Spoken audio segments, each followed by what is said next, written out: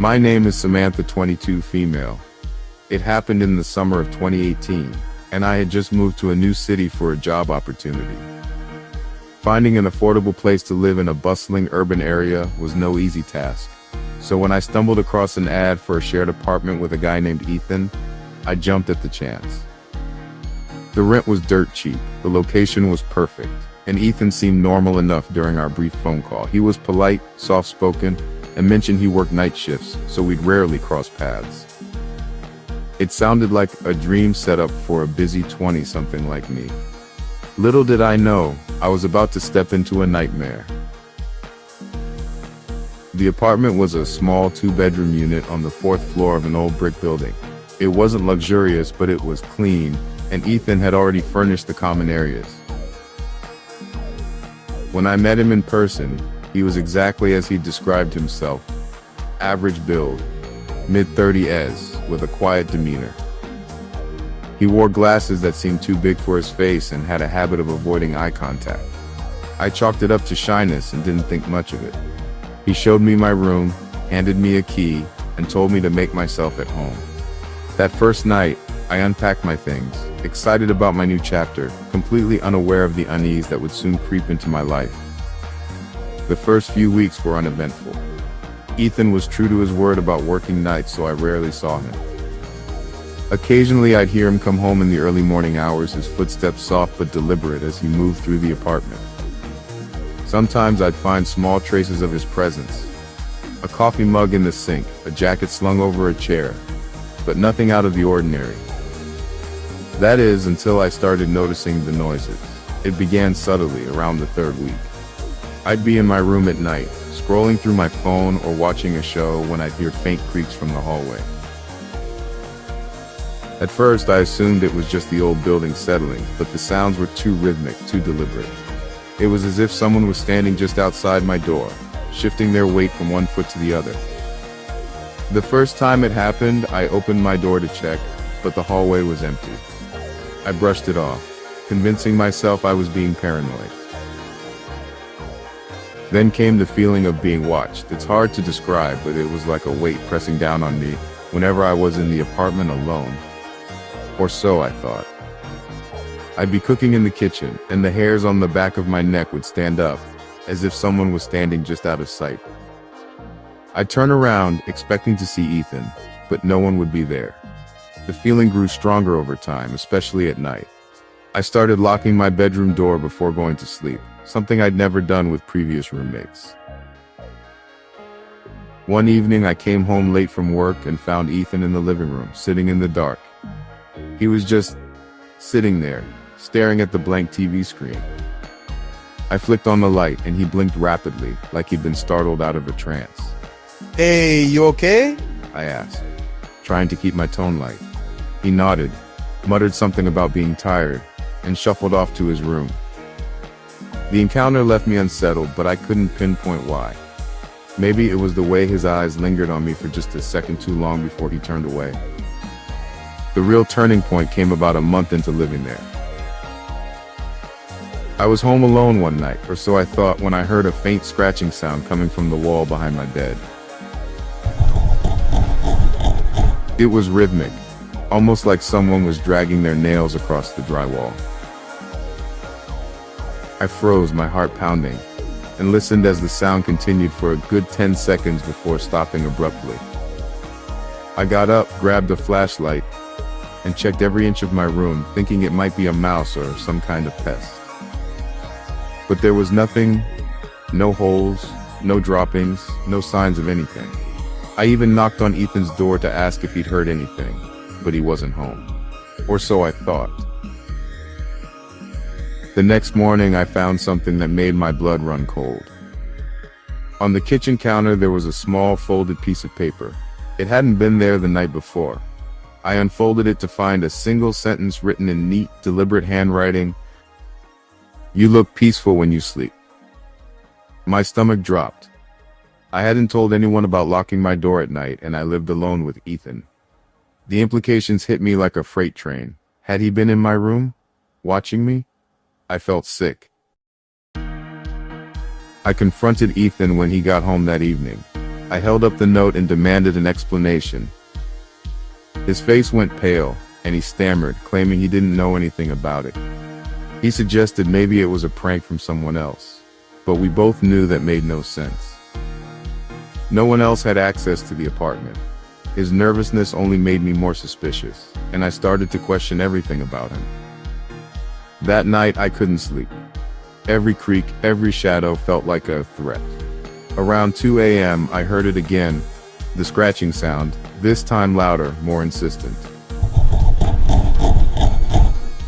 It was coming from the wall that separated my room from Ethan's. I grabbed my phone, turned on the flashlight, and pressed my ear against the wall. The scratching stopped, replaced by a faint, muffled breathing.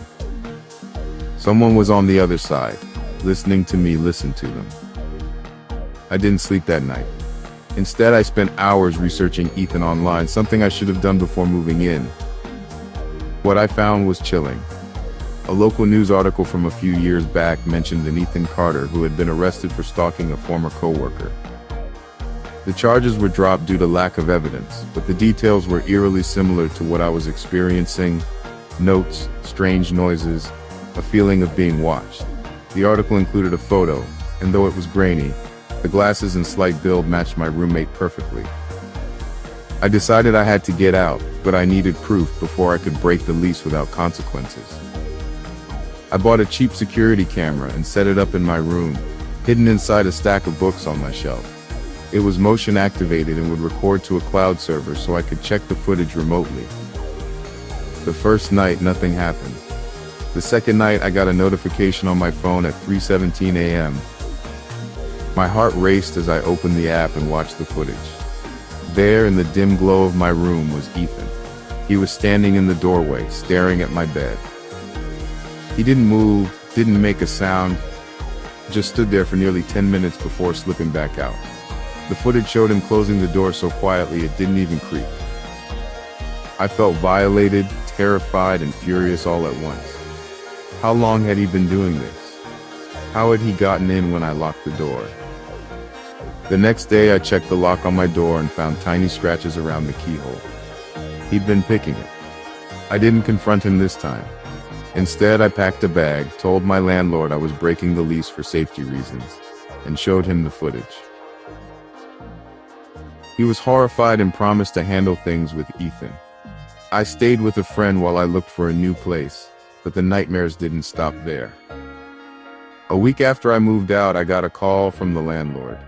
Ethan had disappeared, leaving behind most of his belongings. When they cleaned out his room, they found something that still haunts me. A small hole drilled into the wall between our rooms, just big enough for a tiny camera lens. They also found a notebook filled with detailed observations about my daily routine. When I left for work, what I ate, even what I wore to bed.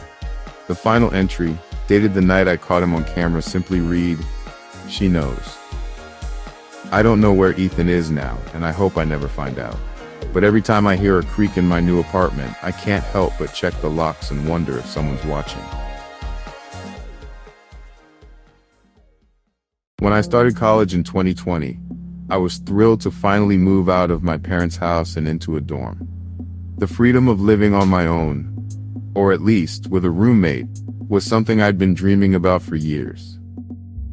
My assigned roommate, Lucas, seemed like a great match at first. He was a quiet, studious guy who kept to himself, which suited me fine since I was focused on my classes.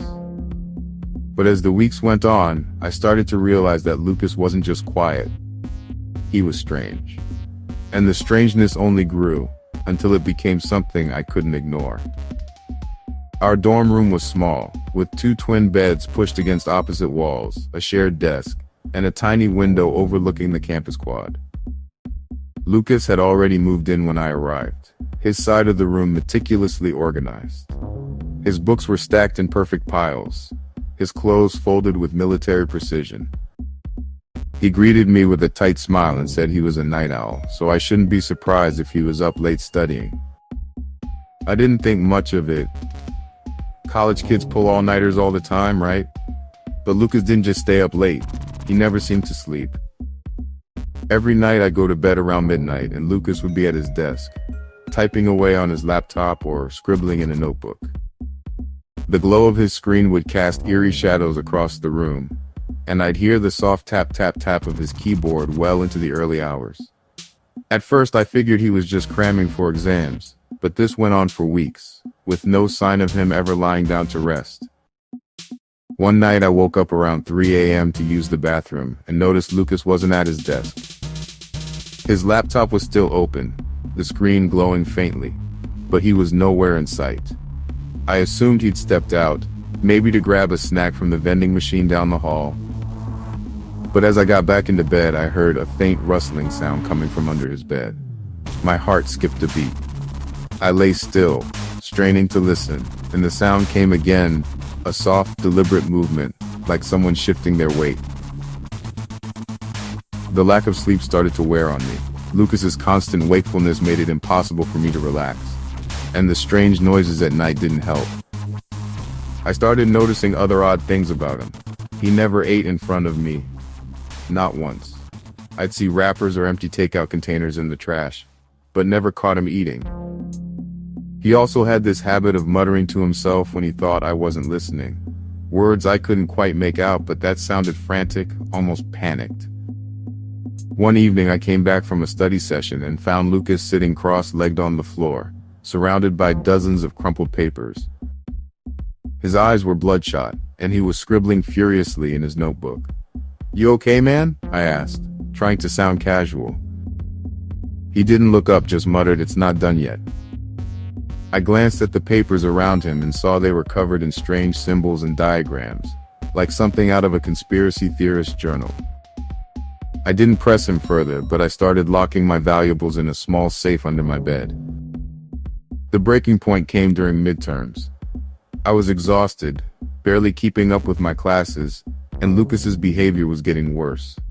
He'd started pacing the room at night, muttering louder, sometimes laughing softly to himself. One night I woke up to find him standing over my bed, staring down at me. His face was illuminated by the faint glow of his laptop, and his expression was blank, almost lifeless. I jolted upright, my heart racing. "What the hell, Lucas?" I shouted. He blinked, as if snapping out of a trance, and mumbled an apology before retreating to his desk. I decided I couldn't stay there anymore. I requested a dorm transfer, citing incompatible living habits, but the housing office said it would take a few weeks to process. In the meantime, I started spending as little time in the room as possible, crashing at friends' places whenever I could. But one night I had no choice but to sleep in the dorm. That's when things took a terrifying turn. I woke up to the sound of scratching, like nails on wood, coming from inside the room. It was pitch black, the only light coming from Lucas's laptop. I fumbled for my phone and turned on the flashlight, sweeping it across the room. Lucas wasn't at his desk or in his bed. The scratching was coming from the closet. My blood ran cold. Our closet was tiny, barely big enough for clothes, but the door was slightly ajar, and the sound was unmistakable. I grabbed a heavy textbook from my desk, my hands trembling, and approached the closet. "Lucas, is that you?" I called, my voice shaking. The scratching stopped. For a moment there was nothing but silence. Then, slowly, the closet door creaked open and Lucas crawled out on all fours. His eyes were wide, unblinking, and he was grinning. A wide, unnatural grin that made my skin crawl. "I found it," he whispered, holding up a piece of paper covered in those same strange symbols. I didn't wait to find out what it was. I grabbed my backpack and bolted out of the room, spending the rest of the night in the library. The next day I reported the incident to campus security, who escorted me back to the dorm to collect my things. Lucas was gone. His side of the room eerily empty except for his laptop and those crumpled papers. The housing office moved me to a new dorm within 48 hours, and I never saw Lucas again. But a few weeks later, I got an email from an unknown address. It was a single line: "You can't escape the pattern." Attached was a photo of me sleeping in my new dorm room, taken from an angle that suggested the camera was inside the room. I reported it to campus police, but they couldn't trace the email. To this day, I don't know if it was Lucas or something else entirely, but I've never felt safe in a shared living space since. Moving to a new city for grad school was both exciting and daunting. I didn't know anyone in the area, so when I found a listing for a shared house with a girl named Claire, I was relieved. The house was a charming old Victorian, a bit rundown but spacious, and Claire seemed friendly enough during our video call. She was in her late 20s, studying art history, and had a warm smile that put me at ease. The rent was reasonable, and the house was close to campus, so I signed the lease without hesitation. If only I'd known what I was walking into. The house had 3 bedrooms, but Claire and I were the only tenants. The third room was used for storage, or so she told me. Claire's room was on the 2nd floor, across from mine, and she kept it locked at all times. I didn't think much of it. Some people are private, and I respected that. But there was something about the way she guarded that door, always checking the lock before leaving the house, that made me uneasy. The first few weeks were fine. Claire was polite but distant, spending most of her time in her room or at the library. I'd hear her moving around at odd hours, sometimes humming softly to herself, but nothing too out of the ordinary. Then I started noticing the smells. It was faint at first, like damp earth or rotting fruit, wafting from the direction of her room. One evening, I came home late and found the house dark. Claire's car was in the driveway, so I assumed she was home, but the silence was oppressive. As I climbed the stairs to my room, I heard a low rhythmic thumping coming from behind her locked door. It wasn't loud, but it was steady, like someone tapping their foot or rocking back and forth. Over the next few weeks, the strange occurrences piled up. I'd find smudges of dirt on the hallway floor, always leading to her room. Once I saw what looked like a dark stain on the bottom of her door, like something had seeped out. I even started hearing whispers at night, too faint to make out but unmistakably human. I decided to do some digging. I looked up the house's history online and found something chilling. A decade earlier, a woman had gone missing from the neighborhood, last seen near our address. The case was never solved, but there were rumors of foul play. One night I couldn't take it anymore. The smell was unbearable and the thumping had started again, louder this time. I waited until Claire left for her evening class, then grabbed a screwdriver from my toolbox. I know it was wrong, but I had to know what was behind that door. The lock was old and gave way easily. When I pushed the door open, the smell hit me like a wall, earthy, metallic, and unmistakably wrong. The room was dimly lit by a single lamp, but what I saw made my heart stop. The floor was covered in plastic sheets, and there were jars lined up along the walls filled with dark, murky liquid. In the center of the room was a large wooden crate, the source of the thumping. I approached it cautiously, my hand shaking, and lifted the lid. Inside was nothing but dirt, packed tightly, with a faint outline that looked disturbingly like a human shape. I didn't stick around to investigate further. I ran out of the house, called the police, and waited at a coffee shop until they arrived. When they searched Claire's room, they found the jars contained preserved organic material. Animal remains, they said, though I'm not sure I believe that. The crate was empty, but the dirt tested positive for traces of human blood. Claire was arrested, but she denied everything, claiming it was part of an art project. The police couldn't pin anything concrete on her, and she was released. I moved out the next day, staying with a classmate until I could find a new place. The house was put up for sale shortly after, and I heard it sat empty for months.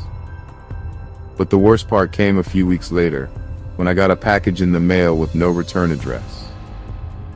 Inside was a small jar filled with that same murky liquid, and a note that read, "You shouldn't have looked." I don't know if it was Claire or someone else, but I've never felt safe since.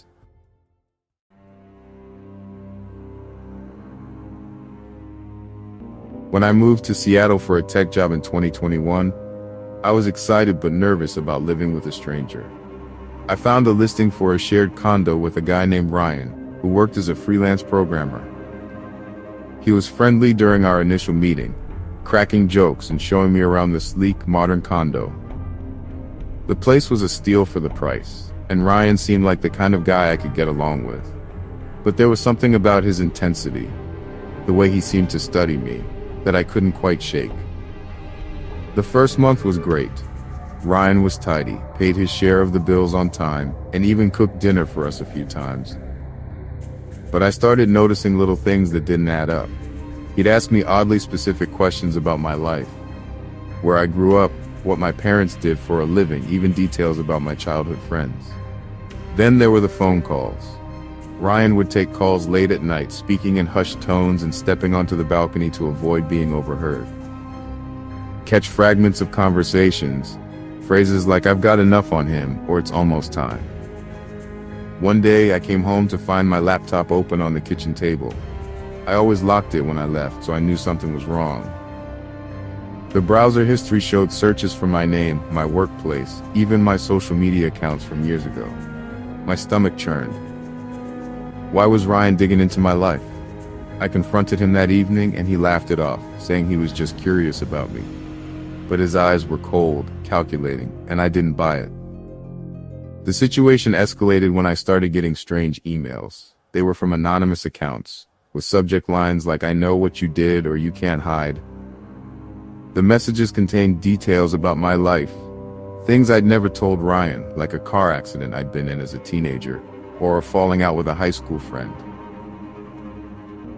I changed all my passwords, thinking I'd been hacked, but the emails kept coming. One night I woke up to the sound of typing coming from the living room. It was 3 a.m., and Ryan's bedroom door was open, his bed empty. I crept out and saw him at my desk, my laptop open in front of him. He was so focused he didn't hear me approach. On the screen was a document filled with information about me, my daily schedule, my coworkers' names, even my favorite coffee shop. I shouted at him to get off my computer, and he slammed the laptop shut, claiming he was just borrowing it. I didn't believe him for a second. I installed a lock on my bedroom door the next day, and started looking for a new place to live. But Ryan's behavior grew more erratic. He'd leave notes on the fridge with cryptic messages like "the truth always comes out" or "you're not as careful as you think." I started staying late at work, avoiding the condo as much as possible. Then one night I came home to find Ryan waiting for me in the dark, sitting on the couch with a glass of whiskey in his hand. "You're making this harder than it needs to be," he said, his voice calm but menacing. He then smiled and added, "You'll figure it out soon enough." A few weeks later I got a call from my old landlord. Ryan had been evicted after the police found evidence he was running an identity theft operation, targeting multiple people, including me. They found files on his computer with detailed dossiers on dozens of individuals, bank account numbers, social security numbers, even medical records. The police couldn't confirm if he'd used my information, but they advised me to freeze my credit and monitor my accounts. To this day, I don't know how Ryan knew so much about me or what he planned to do with that information. But every time I get an unexpected email or hear a noise in my apartment, I'm reminded of those months living with a man who knew too much, and the chilling realization that I barely escaped.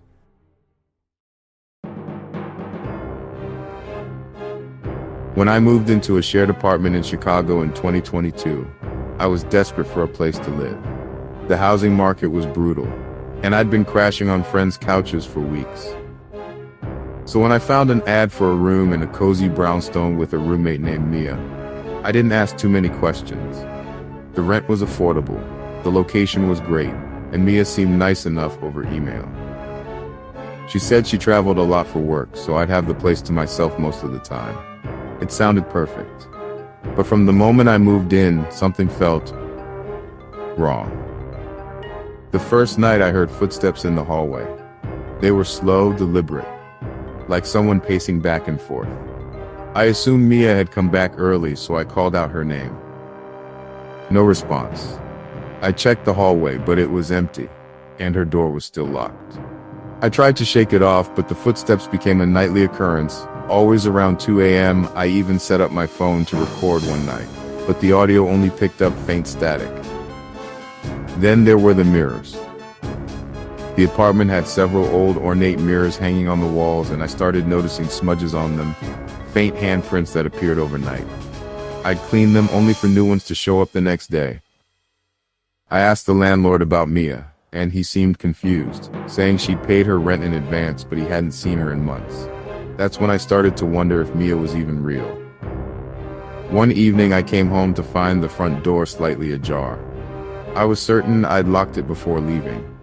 Inside, the air felt heavy, like the apartment was holding its breath.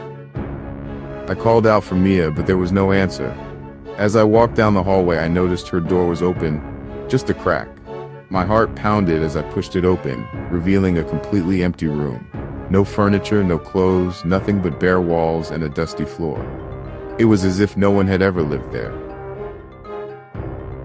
I contacted the landlord again, demanding answers. He admitted he'd never met Mia in person. Her lease was handled through a third party, and her rent was paid via wire transfer.